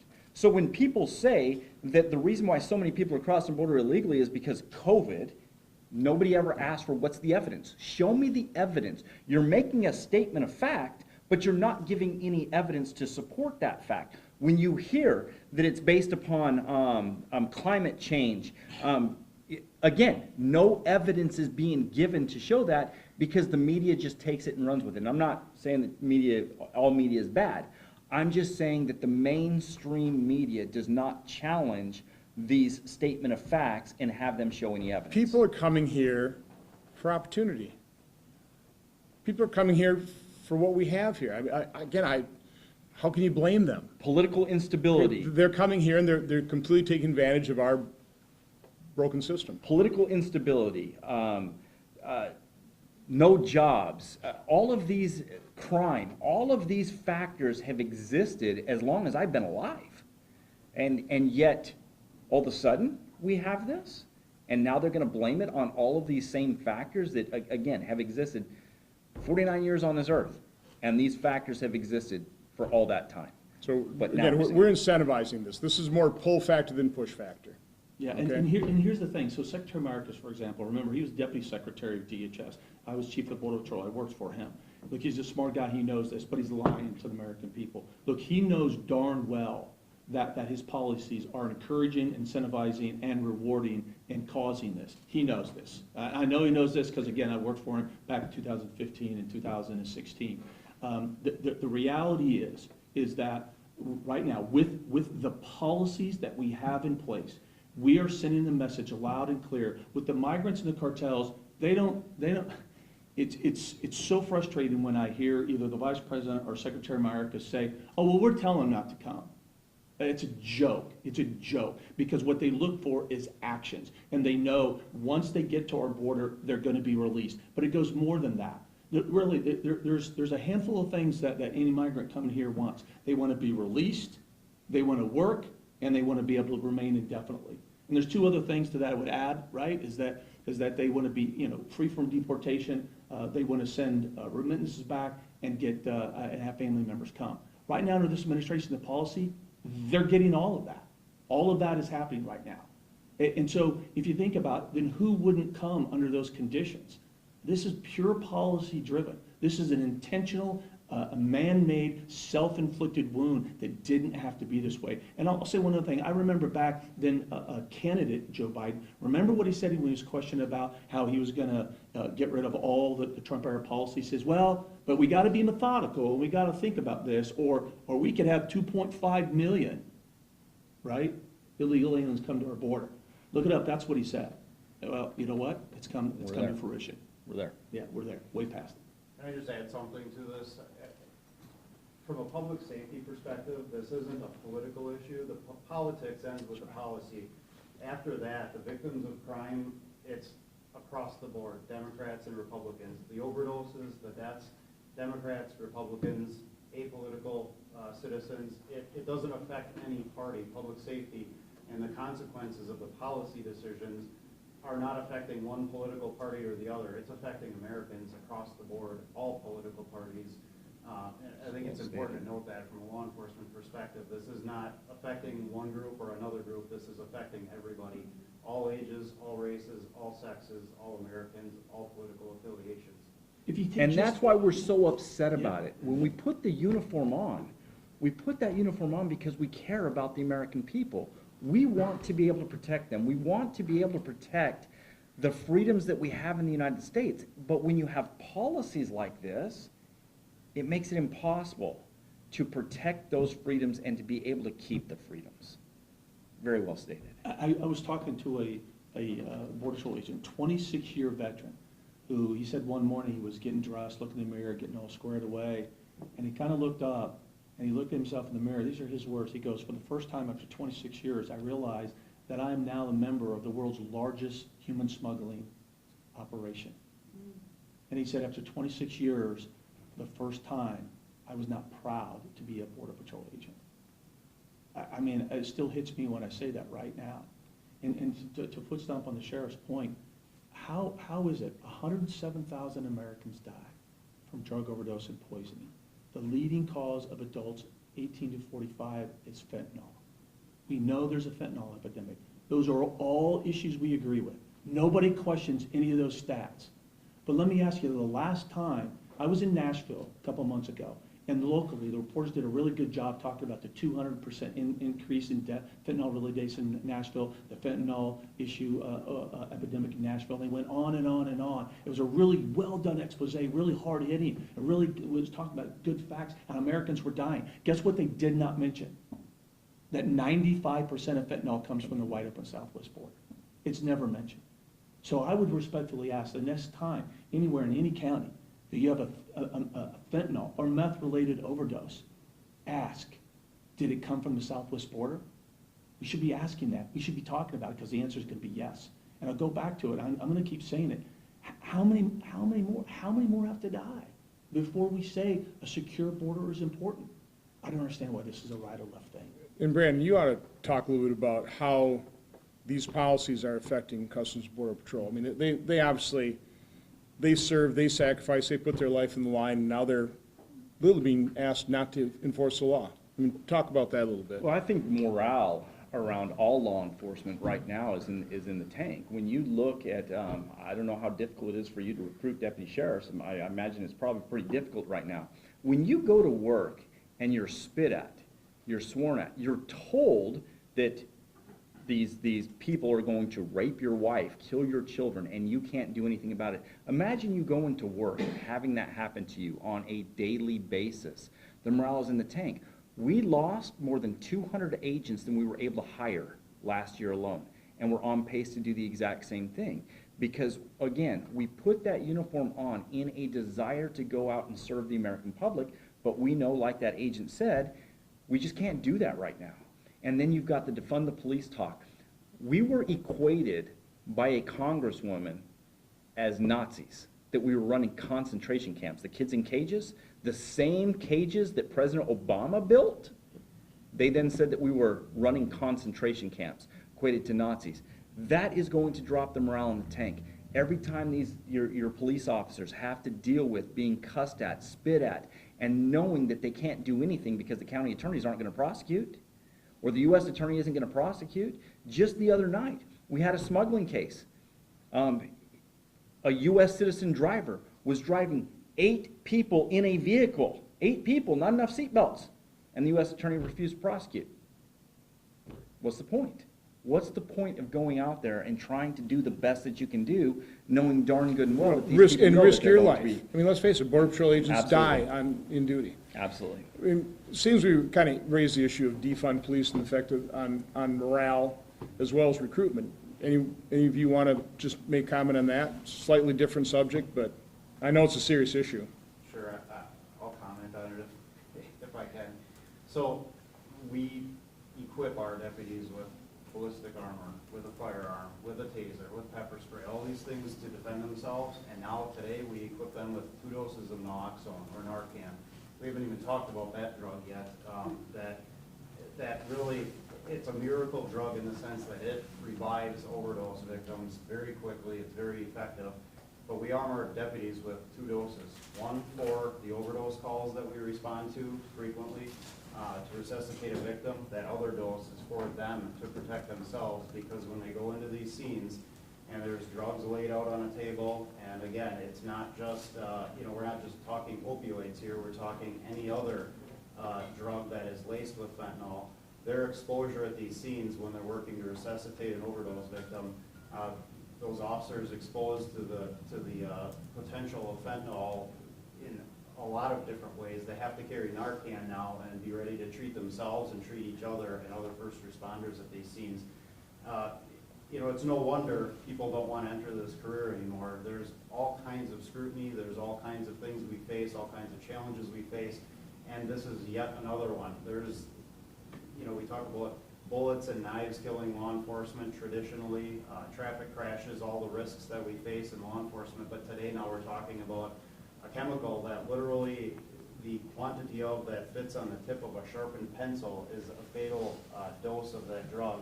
And they're responding routinely to these scenes where the drugs are laid out and around, and as they're working, the drug is entering into the air as they're working in the area, walking in the area, it's going airborne, and they just need to inhale a small quantity, an invisible quantity of it, and they feel the effects of it. We have documented cases of law enforcement unintentionally ingesting fentanyl in Wisconsin and across the nation. Thankfully, in Fond du Lac County, we haven't had that, but and then you go into the combating drugs when you're stopping cars and searching vehicles for drugs, the equipment you have to wear, the personal protective equipment, the gloves, how you package and then transport those drugs back to the sheriff's office, how you process them under a scientific lab hood with special filters so that you're not, as you test these drugs under this hood, you're not exposing yourself to these chemicals.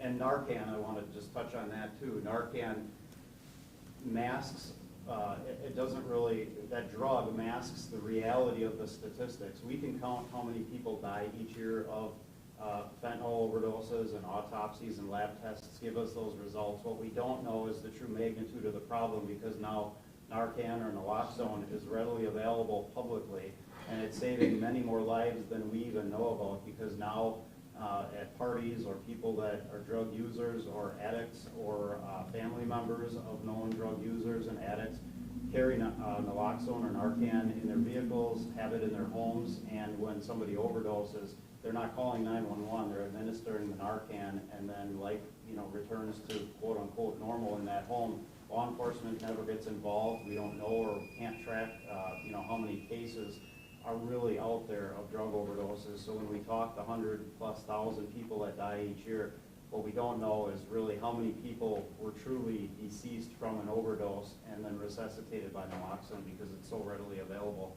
And thank God for that drug. I mean, it's undoubtedly saving tens of thousands of Americans each year, but it also masks the true extent of this problem. Any other questions on? Senator, I know that on the question of legal immigration, you brought up back at the state party convention, given the low unemployment rates, yet there's still a workforce shortage, it's a numbers issue, you need more people. Do you see a path where there could be a comprehensive bill that reforms legal immigration to get more immigrants in to take jobs that also addresses border security? And if so, what does that look like to you? Well, what's among the many unfortunate things about what's been happening during this administration is you set back the possibility of immigration reform because the first step in doing so is to secure the border, having a border under reasonable control. I think it's the lesson learned under Reagan when the promise was, okay, we'll grant asylum, but we'll secure the border. They granted asylum, they never secured the border, and we didn't fix the immigration problem. So I don't see right now immigration reform. I was working with the Trump administration. We had, I thought, an excellent immigration reform package where we would have taken close to 100 visas down to about 6, awarded those based on a merit system tied to our economy, would have taken care of the DACA kids. I think most people want to take care of that. We want to be fair to them, but until we secure the border, we're just not going to be able to do that. And it's one of the tragedies, one of the fallouts of this open border policy. And if I can put something on that. So I'm a visiting fellow with FAIR and the Heritage Foundation. And we were a couple of groups along with several other conservative think tanks who just recently put together a coalition letter.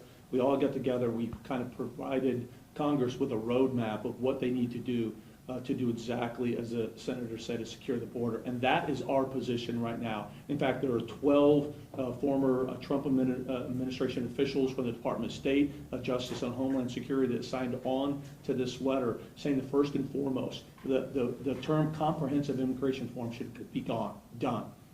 We shouldn't be talking about that. We have to secure the border.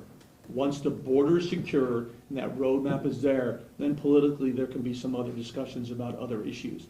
I was pleased to see, at least on the House side, the Republican Committee, just a couple of weeks ago, they released what they were calling a Border Security Act framework.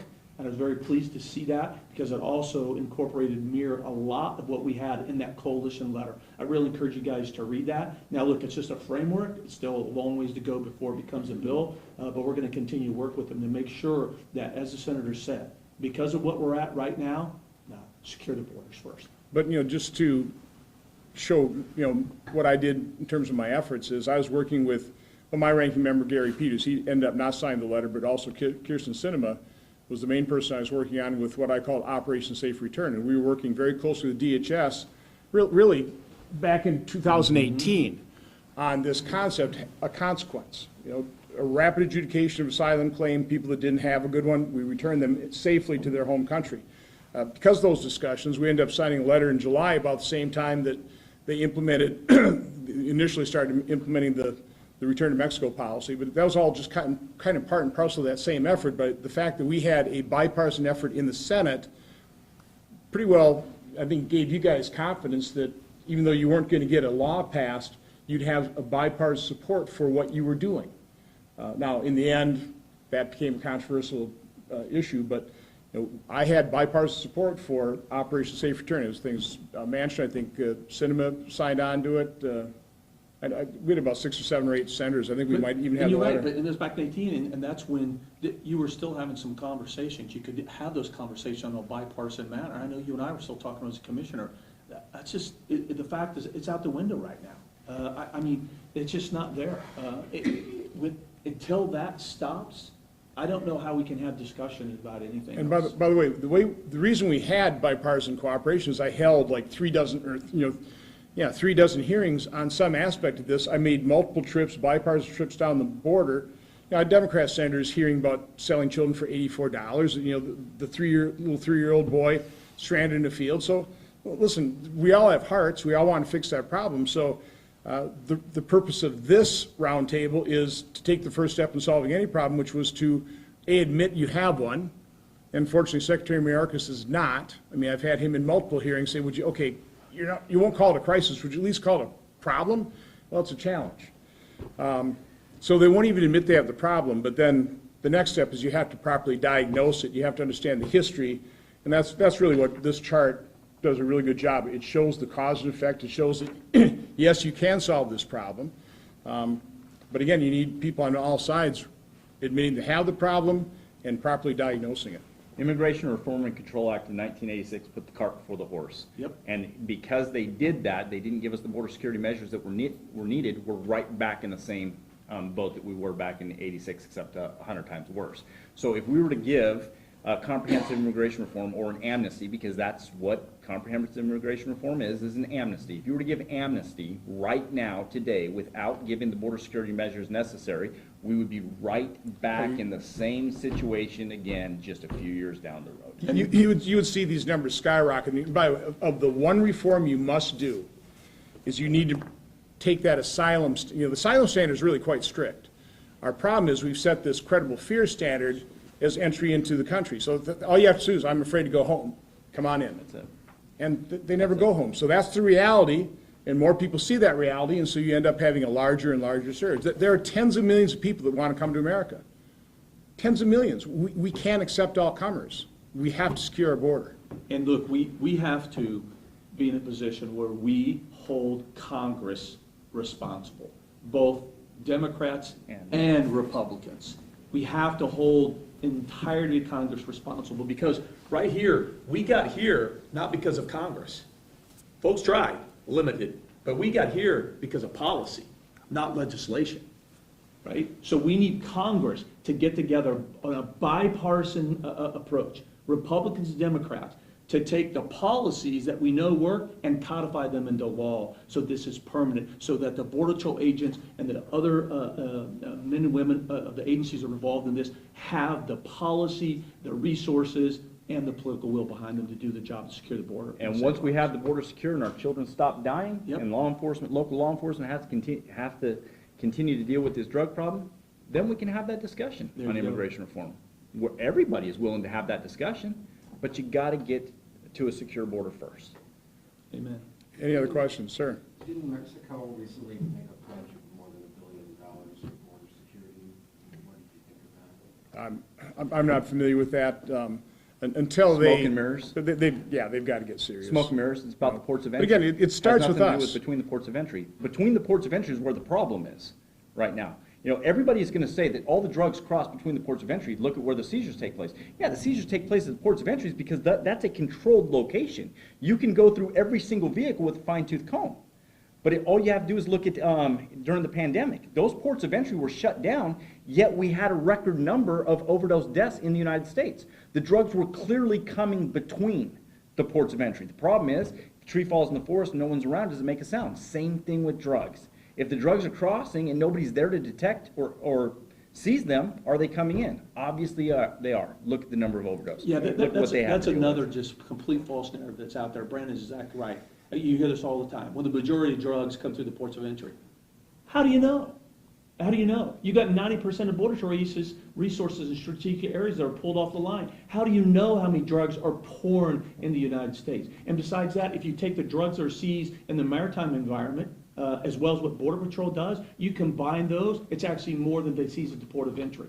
And the last thing I'll say to this, another reason why we know that they're getting through is because, as Brandon said, the number of drug seizures in the interior United States. We could be another 2 hours rattling off the historic high seizures from McAllen to San Diego to Maine that we've had in the last 18 months. But also, remember what I said earlier, the border is 100% secure on the Mexican side.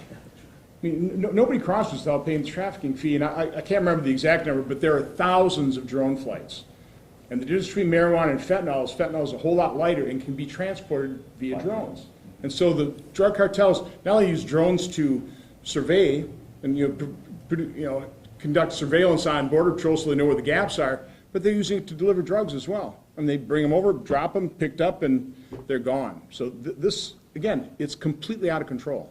And we cannot let individuals continue to get away with lying to Congress and the American people. Secretary Mayorkas was in a congressional hearing, and Representative Chimp Roy had blown up the 2000 Secure Fence Act, which clearly defines operational control. Part of that definition is, Secretary, you are responsible for the prevention of all, A-L-L, all unlawful entries. And it goes on to continue with a greater detailed investigation.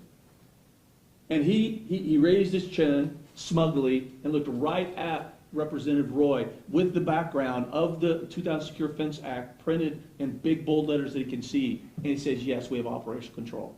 With those numbers, 900,000 godaways and all the numbers, it's just absolutely absurd that he could actually do that. To me, right there was the day that we should have filed articles. Well, again, what Secretary Mayorkas and this administration consider success is they've just gotten far more efficient at encountering, processing, dispersing. They view that as success. I would be the first one to volunteer as a witness in that impeachment hearing.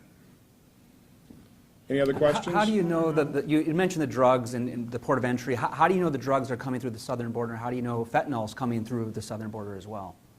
Intelligence and investigations. Yeah. Yeah. I'll give you an example. Again, I served in the FAA for 20 years, right? So again, we did complex enterprise theory of investigation. DEA is doing that every single day. If you look at DEA, I refer you to them. They just recently put out a report. DEA's own reporting says that 95% of fentanyl is coming from the southwest border. Yeah, so it goes back to just basic long-term sophisticated investigations, intelligence, and you heard from the sheriff. Yeah, our sheriff's told you. So look, it's not that hard, right? You get a source, you get it, and like the sheriff said, then you go to that person, okay, where did you get it, how did it get here, and boom. It's not that hard to actually go back to the origination, to the source.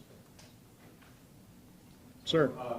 Not to undermine the deaths in these other counties at all, but we're in Milwaukee County right now. Did you invite Sheriff Lucas to this roundtable, or I'm just curious why Milwaukee County Sheriff? I honestly don't know how the invitations went out, so. He's not here. I can. Yeah, I'll follow up with you. Have you reached out to the Biden administration, particularly, what's his name here, Dr. Raul Ortiz? Raul Ortiz, the chief of the Border Patrol? To address his plan to fight fentanyl on Biden's Unity Act, question comes from Joey Small. I'm having a really hard time understanding what you're saying. Oh, sorry, I'm reading off. Let me slow down. So I'd like to know, have you reached out to the Biden administration, particularly his drug czar, Dr. Raul Gupta, to address his plan on Biden's plan on fighting fentanyl and fighting Biden's communication? Yeah, I've had obviously Secretary Mayorkas before a committee. We've had private meetings with Secretary Mayorkas, so I'm kind of going to, that route. It's really more my connection being on the Homeland Security Government Affairs Committee. But it's just unfortunate the Secretary won't even admit he's got a problem, and what solutions they're putting forth aren't solutions whatsoever. So have not talked to that gentleman that you're talking about, though. And those are reactive in nature. If we learned anything from 9/11, right, is that, look, for example, the FBI, it went from a reactive law enforcement agency to that plus a national security agency. One that was driven by intelligence and threat-based and was proactive in nature, and we went to a preventative model, right? Success wasn't how effectively we responded after a critical incident happened or a terrorist attack. Our success was how effective we were to prevent it. And so now when I hear stuff about, okay, what are we going to do about drugs after in the United States? That's absurd. That's like trafficking right now. Oh yeah, we're going to get really hardcore on traffickers. That's absurd to me. That's all reactive. What you should do is take on a preventative approach. We should prevent victims becoming victims of trafficking, not respond to them after they've already been victimized and they can never recover. Drugs, we shouldn't talk about, okay, what do we do once the drugs got into the United States? We should be talking about a unity effort to stop the drugs from coming in. It's all backwards. It's DC swamp and more BS politics in my opinion. By the way, we don't have to reinvent the wheel here. We know what works and what worked. The problem is the Biden administration just simply won't acknowledge that worked. They won't acknowledge that they dismantled what worked. They dismantled it. They broke it all up, and now they're coming up with, and I've listened to their plans, they won't work at all. One of their, of course, the vice president went down to Central America to look at the root cause. I mean, the root cause is sitting in the Oval Office, but there's no way that you can pour billions of dollars into Central America and expect this to stop. Because we've done it before. And I'm grateful that the senator is actually going to the drug czar's boss. Senator Johnson is speaking to the secretary, a cabinet-level official, not somebody who is under that cabinet-level official, who is the drug czar. The drug czar is under Secretary Mayorkas, and that's who Senator Johnson is speaking with. Any other questions? Mr. Senator, I just want to clarify the question that gentleman brought up, how we were contacted. Your staff contacted our executive director, who reaches out to our board members. I'm the past president of the Badger State Sheriff Association, Sheriff Walshman is a member of the executive board, and Sheriff Schulke is an alternate. So that's how we were picked. We weren't picked on a specific party or anything like that. We're a sheriff's association, and we do what's right for the state of Wisconsin. And you volunteered to come, I was so. wondering if Lucas was invited to this event. He would have not been, he's not on the board. Any other questions? Okay. Well, thank you all. I know Mr. Morgan has to catch a plane, so. Thanks for coming.